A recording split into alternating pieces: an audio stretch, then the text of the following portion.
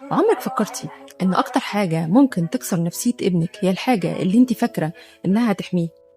وعاوزة أقول لكل أم، أنا عارفة إنك لما بتعلي صوتك بيبقى خوف عليه، ولما بتقسي بيبقى عشان الحياة ما تقسيش عليه، لما بتزعقي بيبقى عشان يطلع أحسن حد في الدنيا، وخايفة إنه يغلط غلطاتك، خايفة عليه من كل الدنيا.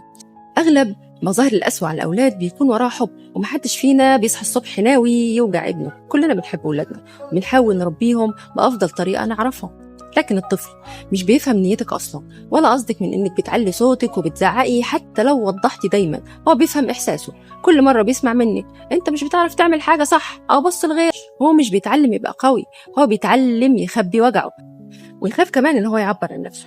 يبتدي يصدق إن قيمته مرتبطة بإنه يكون كامل ومثالي، وإن الغلط معناه إنه مش كفاية. لما يكبر ممكن يبقى شخص بيخاف يغلط أو يرضي الناس على حساب نفسه، ويفضل طول عمره مستني حد يقوله أنت كويس برافو عليك.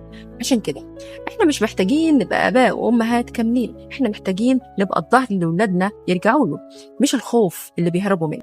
وعاوزاكي كل يوم تسألي نفسك سؤال واحد: ابني النهارده حس إنه شخص محبوب، ولا حس إنه لازم يبقى مثالي عشان يستحق حبي ويطلع إنسان متعود على الحب المشروط؟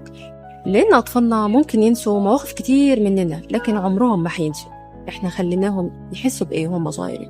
لو تعرفي أي أب أو أم محتاجين يسمعوا الرسالة دي، بعتي ليهم الفيديو. يمكن كلمة واحدة النهاردة تحمي طفلك من وجع يعيش معاه سنين. سلام.